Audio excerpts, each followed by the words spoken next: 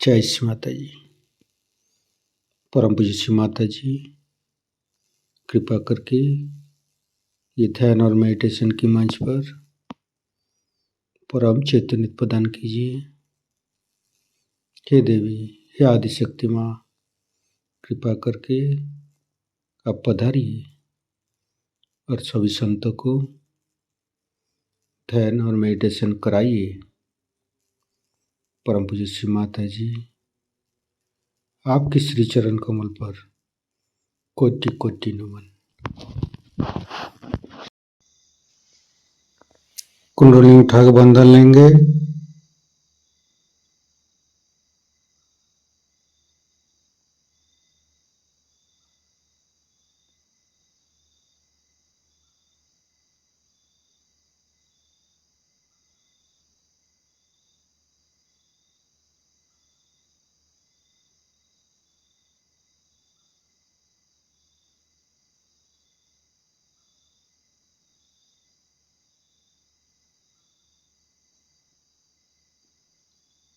तीनों महामंत्र। ओम तमेव साक्षात् श्री महालक्ष्मी महासरस्वती महाकाली त्रिगुणात्मिका कुंडली साक्षात् श्री आदिशक्ति माता जी श्री निर्मला देवी नमो नमः। ओम तमेव साक्षात् श्री कल्की साक्षात् श्री आदिशक्ति माता जी श्री निर्मला देवी नमो नमः। ओम तमेव साक्षात् श्री कल्की साक्षात् श्री सहस्रारसामिनी मोक्षप्रदायिनी माता जी श्री निर्मला देवी नमो नमः। गणेश मंत्र। ओम तमेव साक्षात् श्री गणेश साक्षात् श्री आदिशक्ति माता जी श्री निर्मला देवी नमो नमः। दोनों हाथ श्री माता जी की तरफ। कुछ भी नहीं सोचेंगे, मन के अंदर समस्त चिंता को परम पूज्य श्री माता जी की श्री चरण पर समर्पित करेंगे। परम पूज्य श्री माता जी, हमारे हृदय को सच कीजिए। सच हृदय कमलासन पर आपके श्री चरण की पूजा होने दीजिए माँ।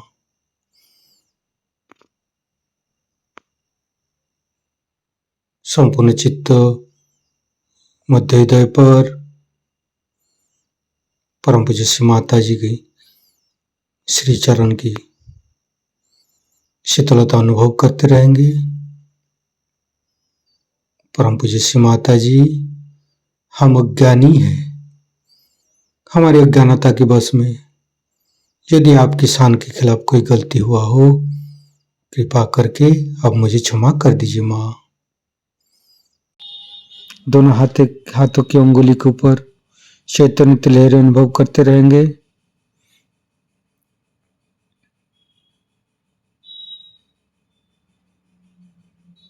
फिर धीरे धीरे चित्त को तीनों मूलाधार पर लेके आएंगे। परम पूज्य श्री माता जी, आप ही तो प्रभु गणेश है। कृपा करके हमारे शरीर की तीनों नाड़ी सातों चक्र के ऊपर स्थान ग्रहण कीजिए और सभी चक्र के दोषों को, सभी चक्र के अंदर रोगों को दूर कीजिए माँ। हे प्रभु गणेश, हम कभी अतीत में चले जाते, कभी भविष्य में चले जाते, कृपा करके हमें वर्तमान में स्थापित कीजिए। संपूर्ण चित्त, बाएं मूलाधार, परम पूज्य श्री माता जी, आप ही तो अबोधिता प्रदान करते हैं, आप ही तो पवित्रता बनाया है। कृपा करके हमारी अबोधिता और पवित्रता को रक्षा कीजिए। निर्मल गणेश का मंत्र लेंगे। ओम तमेव साक्षात श्री निर्मल गणेश साक्षात श्री आदिशक्ति माता जी श्री निर्मला देव्ये नमो नमः। धीरे धीरे चित्त को राइट मूलाधार पर, परम पूज्य श्री माता जी, आप ही तो राक्षस संतरी है, आप ही तो राक्षस अग्नि है। कृपा करके हमारे अंदर राक्षस प्रवृत्ति को नष्ट कीजिए। परम पूज्य श्री माता जी, आप श्री कार्तिक रूपे हमारे राइट मूलाधार पर आइए। मंत्र लेंगे। श्री कार्तिक। ओम तमेव साक्षात श्री कार्तिकी साक्षात श्री आदिशक्ति माता जी श्री निर्मला देव्ये नमो नमः। फिर धीरे धीरे चित्त को मध्य मूलाधार,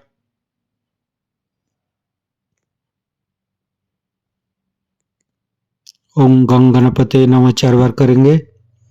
ओम गंग गणपते नमः, ओम गंग गणपते नमः, ओम गंग गणपते नमः, ओम गंग गणपते नमः।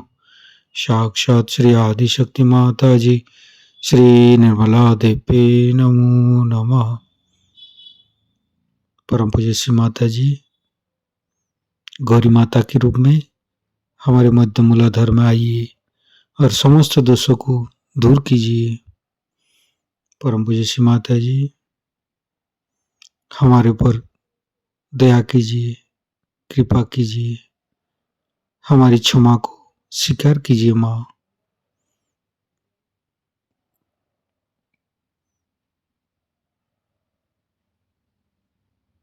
गणेश गौरी माता की मंत्र लेंगे।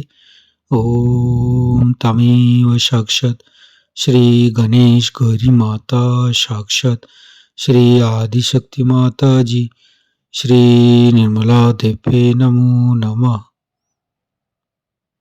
धीरे धीरे चित्त को तीनों स्वादिष्ठान, तीनों नाभि, तीनों हृदय, तीनों विशुद्धि, लेफ्ट विशुद्धि। परम पूज्य श्री माता जी, आपकी परम कृपा में हम शुद्ध आत्मा है। शुद्ध आत्मा निर्दोष है माँ। परम पूज्य श्री माता जी, आपकी परम कृपा में हम दोषी नहीं हूँ माँ। परम पूज्य श्री माता जी, आपकी परम कृपा में हम दोषी नहीं हूँ, निर्दोष हूँ माँ। परम पूज्य श्री माता जी, आपकी परम कृपा में हम निर्दोष हूँ। संपूर्ण चित्त लेफ्ट विशुद्धि पर गणेश चतुर्भुज से पाठ करेंगे।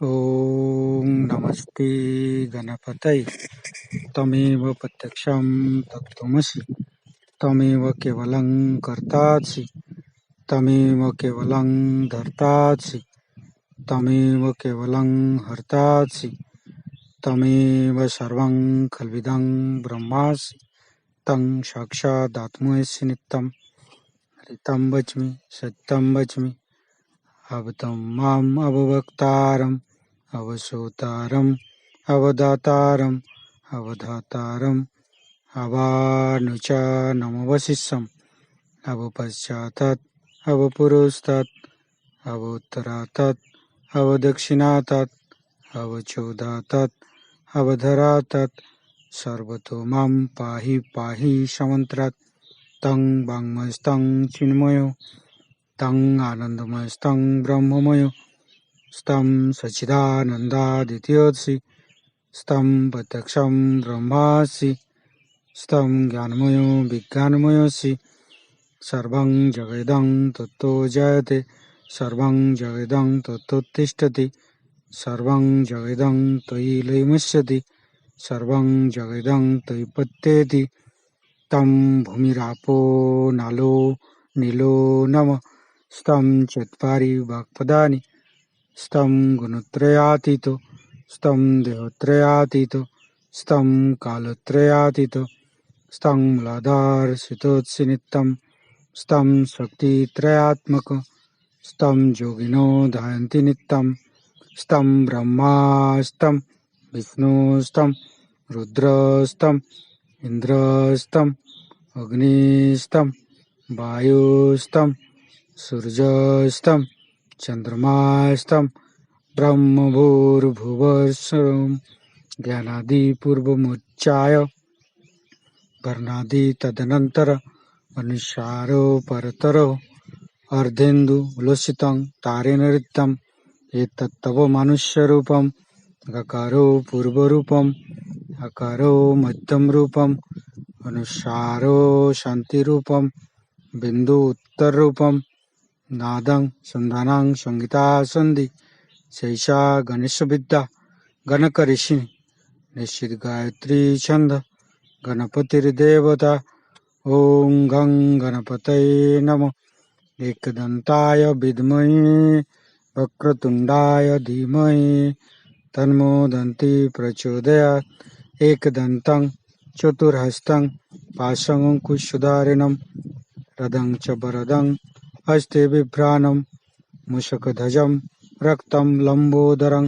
शूर्पकर्णकं रक्तवाससं रक्तगन्धानुलिप्ताङ्गं रक्तपुष्पे सुपूजितं भक्तानुकम्पिनं देवं जगत्तारणमच्युतम् आविर्भूतं च सृष्ट्यादौ प्रकृते पुरुषोत्तरम् एवं ध्यायन्त्यो नित्यं स योगी योगिनो वर नमो बृहत्पतये नमो गणपतये नमो पमतपतये नमस्ते अस्तु लंबोदराय दन्ताय विघ्ननाशिने शिवसुताय श्रीवरदमूर्तये नमो नमः साक्षात् श्री आदिशक्ति माताजी श्री निर्मला देवी नमो नमः। फिर धीरे धीरे चित्त को राइट विशुद्धि। श्री माता जी हमारी वाणी की माधुर्य आप ही है माँ, आप ही तो हमें वाणी की माधुर्य प्रदान करते हैं माँ। कृपा करके हमारी राइट विशुद्धि पर माँ जसोदा और विट्ठल रुक्मणी रूप में आइए। धीरे धीरे चित्त को मध्य विशुद्धि। परम पूज्य श्री माता जी आप ही तो राधा कृष्ण है, कृपा करके हमारे गला पर आइए। समस्त दोषों को समस्त रोगों को दूर कीजिए माँ। संपूर्ण चित्त मध्य विशुद्धि पर रखेंगे। धीरे धीरे चित्त को प्राणाग्र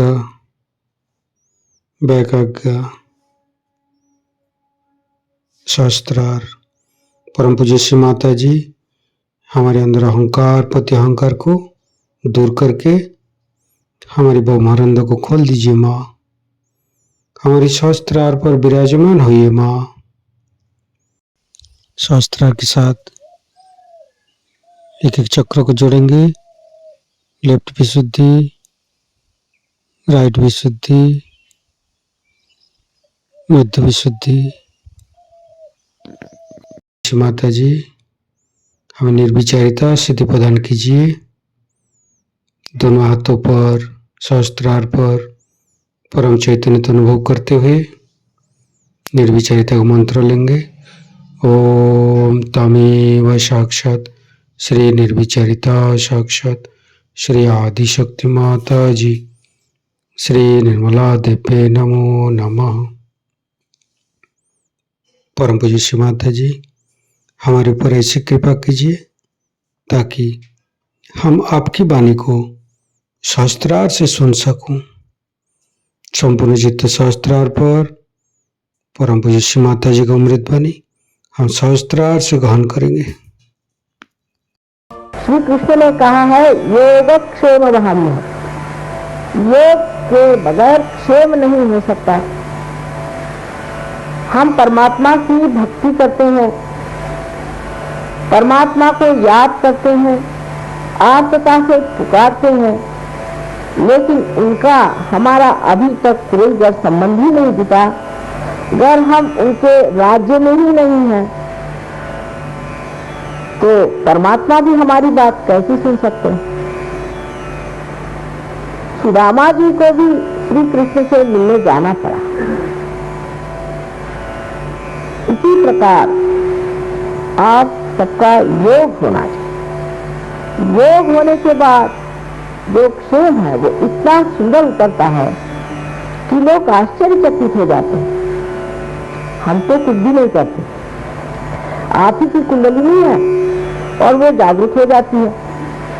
इस पृथ्वी पर अगर आप बीज डाल दें तो ये पृथ्वी माता स्वयं ही उसे अंकुरित कर देती है, लेकिन वास्तविक वो क्या करती है? आप ही बीज हैं और आप ही अंकुर हैं और आप ही शक्ति है, सिर्फ उसकी चालना मात्र करने की है। अगर वो चलायमान हो जाए तो सहज ही में तो उसमें अंकुर आ जाते हैं। तो कुंडलिनी का जागरण भी एक जीवंत क्रिया है। इसे हम समझ नहीं पाते कि परमात्मा एक जीवंत शक्ति है और ये एक जीवंत क्रिया है। चारों तरफ परमात्मा का आपको प्रकाश दिखाई देता है। हर ऋतु में जैसे अलग अलग के फल आते हैं, अलग अलग की सृष्टि होती है, आप लोग अलग अलग तरह के गाने गाते हैं। ये जो करने वाला है, जो ये फूलों से फल बनाने वाला है, जो अनंत से जीवंत कार्य हमारे अंदर करता है, ऐसी शक्ति नहीं है ये कहना बहुत उद्दाम बात है। ऐसा सोचना तक अत्यंत उद्दामता की बात है। नम्रता पूर्वक सोचना चाहिए कि आखिर जो ये सृष्टि बनाई है इसमें से हम तो अणु भी नहीं बना सकते। हमें चाहे तो एक लकड़ी भी नहीं बना सकते। लकड़ी से लकड़ी बना सकते हैं, पत्थर से पत्थर बना सकते हैं, एक मरी हुई चीज से दूसरी मरी हुई चीज हम बना सकते हैं, लेकिन एक भी जीवंत कार्य तो आप कर नहीं सकते। मरा हुआ भी कार्य आप बना के दिखा दें कि एक चीज हमने खुद बनाई, तो आप बना नहीं सकते। फिर इतना अहंकार मनुष्य में हो गया है कि वो सोचता है परमात्मा ही नहीं है। लेकिन ऐसे भक्तगण जो परमात्मा में आस्तिकता रखते हैं, ऐसे श्रद्धा पूर्ण तरीके से गाना गाते हैं, ये देख करके जो मैंने एक साल पहले कहा था कि मुझे तो यहाँ के ग्रामों में ले चलो, शहरों से मेरा जी उठ गया, ये बात सत्य है।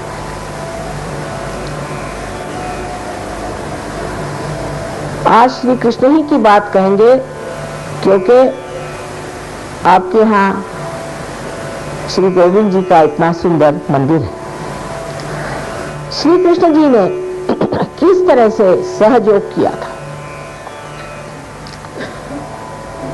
जब वो छोटे से थे तो गोपियों को छेड़ते रहते थे।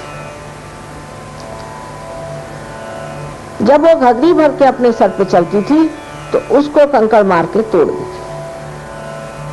ये उनकी लीला जो थी, ये जो चुड़ैल थी, इसके पीछे में बहुत बड़ा कार्य था। उस जमुना जी में जिस राधा जी के पैर होते थे वो राधा जी स्वयं रा माने शक्ति और धा माने धारणा करने वाली, उस शक्ति के पैर उसमें पड़ते थे। उसका पानी ही गंगा जल जैसे पवित्र हो गया, उसमें चैतन्य आ गया। वो पानी भर के जब गोपियां चलती थी तो उनके कंकड़ मार के जो पानी उनके पीठ पर गिरता था उससे उनकी कुंडलिनी जागृत करती थी, इसीलिए उनको लीलाधर कहते। जब रास रा माने शक्ति और स उसके सहित, शक्ति के सहित जब वो नृत्य करते थे तब भी उनके अंदर से चैतन्य बह करके सबके अंदर जाता था और उनकी कुंडलिनी जागृत होती थी। उस जमाने में न तो ऐसी पब्लिक थी, ना ऐसे लोग थे जो बैठ करके किसी के भाषण सुनते, ना ऐसी जनता थी जो परमात्मा के खोज में घंटों बैठ करके सुनती की चीज क्या। मनोरंजन के साथ ही उन्होंने अपने लीला के साथ ही लोगों की कुंडलिनी जागृत की।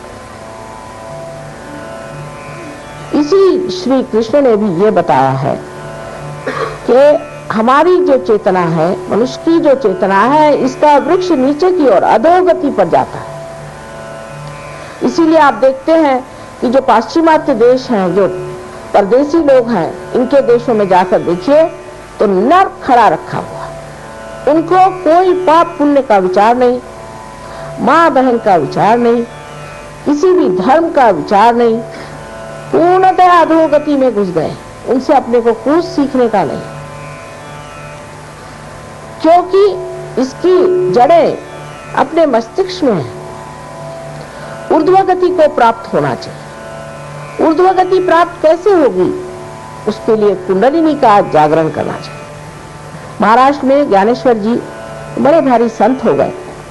जब उन्होंने ज्ञानेश्वरी लिखी तो गीता पे ही आख्यान है, लेकिन उसमें खोल कर उन्होंने लिख दिया कि ये कार्य कुंडलिनी के जागरण से ही होता है। उस पर लोगों ने ये बंधन लगाया कि जो छठा अध्याय है जिसमें लिखा गया है वो पढ़ना ही नहीं, बाकी चाहे जो करते रहिए।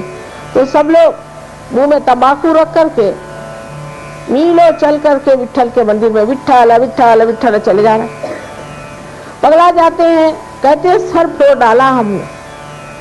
एक मुसलमान थे, शेख करके कहने लगे माँ नमाज पढ़ पढ़ के घुटने फट गए, पैदल चल चल के पैर फट गए, विट्ठल कहते कहते गला बैठ गया, लेकिन विट्ठल मिला नहीं। उसको कहीं जाने की जरूरत नहीं है, आप ही के अंदर सब कुछ समाया हुआ। आप ही के अंदर शिव विट्ठल सारे देवी देवताएं बैठे हुए हैं। परमात्मा ने आपको अपने ही स्वरूप बनाया हुआ है, सिर्फ उस शक्ति को आपको जानना है और ये कार्य सहज ही होना चाहिए। जैसे कोई साहब कह रहे थे कि ये तो बड़ा कठिन कार्य लोग कहते हैं, मैंने कहा कहने वाले कहते होंगे, लेकिन असलियत ये है कि जो मूलभूत चीज है वो सहज होनी चाहिए। जो जीवंत चीज है वो सहज होनी चाहिए, ये इसकी पहचान है। कल अगर आपको श्वास लेने के लिए किसी गुरु को बनाना पड़े और आपको जाकर के किताबें पढ़नी पड़े तो कितने लोग जीवित रहें। इसी प्रकार ये एक जीवंत क्रिया सहज, सह माने आपके साथ पैदा हुआ, ऐसा ये योग का आपका जन्म सिद्ध अधिकार है। लेकिन उसको प्राप्त होने के लिए एक नम्रता चाहिए कि हमने अभी तक इसे प्राप्त नहीं किया, इसे हमें प्राप्त करना है बस। उसके बाद ये कुंडलिनी जो कि त्रिकोणाकार अस्थि में सुप्तावस्था में है, आप जागृत होकर के आपके ब्रह्मरंध्र को छेदन कर देते। श्री आदि शंकराचार्य ने शुरुआत में एक बड़ा सुंदर विवेक चूड़ामणि का ग्रंथ लिखा था। उसके बाद उनके अनेक इस तरह के ग्रंथ हुए। अंत में वो थक गए क्योंकि एक शर्मा नाम के बड़े भारी विद्वान थे, उन्होंने उनसे बहुत वाद विवाद किया। वो तंग आ गए, कहीं इन बुद्धिमान लोगों से कैसे बताया जाए कि तुम्हारे बुद्धि में प्रकाश ही नहीं, तुम बात क्या कर रहे हो भाई। अंत में उन्होंने सौंदर्य लहरी नाम का एक बड़ा सुंदर ग्रंथ लिखा है जिसमें सिर्फ माँ की स्तुति लिखी है और हर श्लोक जो है एक मंत्र है।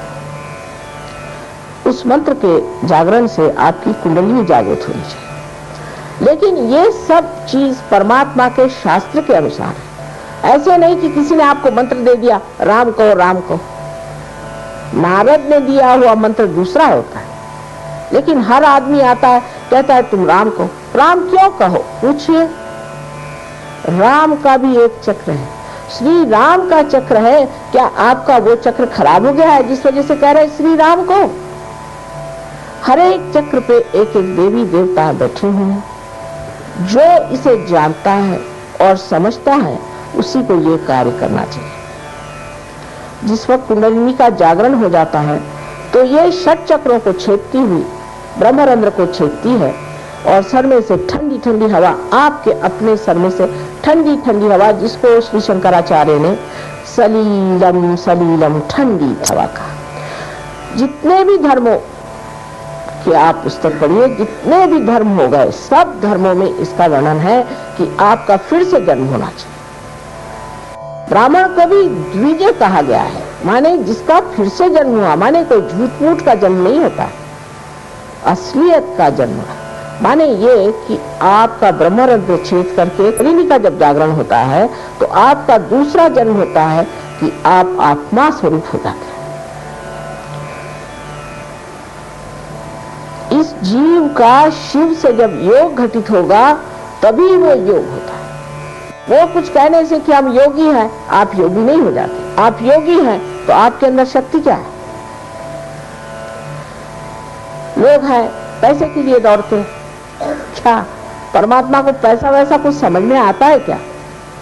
हम देहातों में जाते हैं, लोग हमें 10 पैसे देंगे, 25 पैसे देंगे। हमने कहा भाई हम पैसा नहीं लेते। अच्छा 1 रुपया ले लो। उनकी समझ में नहीं आता है कि परमात्मा का पैसे से कोई संबंध नहीं है। आप पृथ्वी माता को अगर पैसा दे तो तब क्या वो बीज उगाती है? वो तो अपने स्वभाव से ही उस कार्य को करती है, उसका कोई लेना देना बनता नहीं। ये उसका स्वभाव, जिस स्वभाव में वो बैठी हुई है उसी स्वभाव से वो कार्यान्वित है। क्या आप सूर्य कुछ पैसा चढ़ाए तो क्या सूर्य को पैसा लेना आता है? वो अपने स्वभाव से कार्यान्वित है। इसी प्रकार कुंडलिनी का जागरण भी हमारे स्वभाव से ही होता है, उसमें आपका हमारा देना लेना नहीं बनता। आपकी जो शक्ति है वो आपके पास है, उसको निहित अवस्था में रखा हुआ है और अब उसको जागृत अवस्था में लाना है। बस ये सीधा सरल कार्य है, वो कोई कठिन काम नहीं। जब कुंडलिनी का जागरण होता है तो जब वो 6 चक्रों में से गुजरती है तो इन्हीं चक्रों में से ये सूक्ष्म चक्र हमारे अंदर में है। ये जब जागृत हो जाते हैं, इनके अंदर जब देवता जागृत हो जाते हैं तो सबसे पहले हमारी तंदुरुस्ती ठीक हो जाती है। अब बहुत से लोग हैं, उनके ये गुरु है वो गुरु है, तंदुरुस्ती इतनी खराब, मेरे पास आते ठीक होने की। मैंने कहा भाई एक माँ के दृष्टि से मैं पूछती हूँ कि तुमने गुरु रख छोड़े तो किस दिन के लिए? कम से कम तुम्हारी तंदुरुस्ती तो अच्छी रखे। माँ तो यही कहेगी होंगे गुरु होंगे, लेकिन क्या उन्होंने तुम्हें क्या फायदा किया? और कहा गया है नानक साहब ने कि जो साहिब से मिली है, जो साहिब से मिला है वही सदगुरु है। और सारी बातें करने से फायदा क्या? सिर्फ बातें करते रहते हैं। बात करने से कोई पेट भर सकता है या बात करने से क्या आत्मा प्राप्त हो सकता है? ये तो कृति है जिसे करना चाहिए। और जब तक ये कृति घटित नहीं होती तब तक आपको भी अंधता से नहीं चलना चाहिए।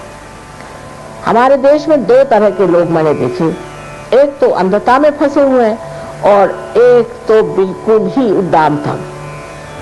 इन दोनों के बीच में सहयोग खड़ा करना बड़ा मुश्किल था, लेकिन हो गया। महाराष्ट्र में बहुत बड़ा खड़ा हो गया है और इस भूमि में राजस्थली में विशेष रूप से होना चाहिए, ऐसा मेरा पूर्ण विचार था। क्योंकि यहाँ चैतन्य जहां तहां मुझे दिखाई देता है, लेकिन आप लोग मुझे मिले नहीं थे उस वक्त। इसलिए मैं सोचती थी कि ऐसे कैसे हो सकता है कि इतने आस्तिक भूमि में असली लोग नहीं होंगे, सब यही नकली लोग हैं। अब आपसे मिल लिया है तो कुछ न कुछ कार्य जरूर हो सकता है। कुंडलिनी के बारे में एक भाषण में तो कोई बता नहीं सकता, लेकिन ये आपकी शुद्ध इच्छा है। आपकी बाकी की जितनी भी इच्छाएं हैं वो अशुद्ध है। क्योंकि आज इच्छा हुई कि हमारे पास जमीन नहीं, फिर इच्छा हुई कि हमारे पास घर नहीं, कोई भी इच्छा पूर्ति होने से इच्छाएं पूर्ण नहीं हो जाती। दूसरी इच्छा आती, तीसरी इच्छा आती, चौथी इच्छा आती। ये तो अर्थशास्त्र, इकोनॉमिक्स का बड़ा भारी सिद्धांत है कि पूरी इच्छाएं कभी पूर्ण नहीं होती। तो वो कौन सी चीज है जिसको प्राप्त करने से फिर कोई इच्छा ही नहीं रहेगा? वही शक्ति जिसे कि शुद्ध इच्छा कहना चाहिए। ये शुद्ध इच्छा हमारे त्रिकोणाकार अस्थि में व्यवस्थित रूप से परमात्मा ने रखी हुई है। और ये शक्ति शुद्ध इच्छा की जब जागृत हो जाती है और जब योग घटित होता है, तो अब लेने का क्या है, पाने का क्या है, अब देने का। जब तक प्रकाश आता नहीं तब तक इस पर मेहनत होती है कि दीप कैसा जलाया जाए, लेकिन जब वो जल जाता है तब वो प्रकाश देता है। इसी प्रकार आपके भी अंदर ये दीप है और आप परमात्मा के मंदिर हैं, उसमें सिर्फ दीप जलाना मात्र है। अब लोग कहते हैं आप पापी हैं, आपने ये पाप कर्म किया, वो पाप कर्म किया, इसलिए भोग रहे हैं, वो कर रहे हैं, इसलिए इतना रुपया चढ़ाओ, पैसा चढ़ाओ। ये सब बेकार बात है। परमात्मा ने आपको मनुष्य स्थिति में ला दिया। पशु माने जो पाश में है उससे ला करके स्वतंत्रता में रख दिया है। अब स्व के तंत्र को जानना है। स्व का तंत्र माने अपने आत्मा का जो तंत्र है, उसे मात्र जानने से ही आप उस दशा में पहुंच जाते हैं जिसे हम योगी जन कहते हैं, जो परमात्मा के साम्राज्य में बैठे। पर योगियों के बारे में भी अपनी कल्पनाएं खूब सारी बनी हुई हैं कि जो घर द्वार छोड़ करके संसार से भागा पलायनवाद कर रहा है। भागना क्यों? हमारे यहाँ जितने साधु संत हुए सब घर द्वार में बैठे थे। किसने शादी नहीं की थी? क्या श्री राम ने विवाह नहीं किया था कि श्री कृष्ण ने विवाह नहीं किया था? संसार में रह करके ही परमात्मा को पाना है। इससे भागने वाले कभी परमात्मा को नहीं पा सकते। भगेड़ू लोगों को क्या मिल सकती है शक्ति? अगर शक्ति होती तो भागते क्यों? इसमें कोई भी चीज ऐसी नहीं है जिसे आपको छोड़ना है, लेकिन जो चीज अपने चेतना के विरोध में बैठती है वो अपने आप छूट जाएगी। मैं बताऊंगी नहीं, बस इस गली में आप आ जाइए, अपने आप सब बातें छूट जाएंगी। मुझे कहना नहीं पड़ेगा, मैं कहूंगी नहीं तो आधे लोग शायद उठ के ही चले जाए। अपने ही आप काम बन जाएगा। आपके अंदर जब ये टिमटिमाता हुआ दिया आ जाएगा, आप खुद ही देख लेंगे, आप स्वयं शक्तिशाली हो जाएंगे और आप स्वयं अपने गुरु हो जाएंगे। और आप जान जाइएगा कि ये चीज क्या है, क्योंकि आपके हाथों से ही चैतन्य बहना शुरू होगा। ये जो सर्वव्यापी चैतन्य शक्ति है जिससे सारे जीवंत कार्य संसार में होते हैं, वो पहली मर्तबा वो सूक्ष्म शक्ति आपके हाथ में लगेगी और आप आश्चर्यचकित होंगे कि माँ ये क्या शक्ति है। अब बस इतना बताना है कि अगर इस उंगली में जलन हुई या इस उंगली में ठंडक आई या इस उंगली में कुछ हुआ तो ये कौन से चक्र है। इस तरह से 5, 6 और 7 चक्र हमारे अंदर जो है वो इस हाथ में और इस हाथ में, इधर भावना और इच्छाएं और इधर शरीर और बुद्धि, जिसको कि हम कहते हैं कि कार्य शक्ति। तो इधर जो है इच्छा शक्ति है और इधर कार्य शक्ति। ये दोनों शक्तियां के बीच में जो शक्ति है वो धर्म शक्ति है। इसका ये मतलब नहीं धर्म शक्ति का कि आप ढकोसलेबाजी करें। धर्म जो है वो हमारे अंदर का पूरा बैठा हुआ एक मानव का स्वरूप है। जैसे कि कार्बन के अंदर 4 वैलेंसी होती है, ऐसे मनुष्य के अंदर 10 है। ये 10 धर्म अगर मनुष्य के अंदर नहीं हो तो मानव नहीं है और इससे संतुलन आ जाता है। और संतुलन इसलिए जरूरी होता है कि जब किसी चीज की उड़ान करनी होती है तो उसमें अगर संतुलन नहीं रहे तो वो चीज उड़ ही नहीं सकती, कायदे से चढ़ नहीं सकती। इसलिए धर्म की लोगों ने व्यवस्था की, बड़े बड़े सत्पुरुषों ने, कि धर्म मनुष्य अपने अंदर जागरूक करे, धर्म में बैठा रहा। और जब उसके अंदर धर्म जागरूक होगा तब उसकी कुंडलिनी बहुत ही आसानी से चढ़ जाएगी। अब इसके लिए ये मतलब नहीं कि आपने कहाँ जा करके धर्म करने का, ये मतलब नहीं कि आप जा करके कितने लोगों को आपने पैसा बांटा कि क्या किया। धर्म का मतलब है एक ही अक्षर में मैं बताऊं कि क्या आप प्रेमी जन हैं?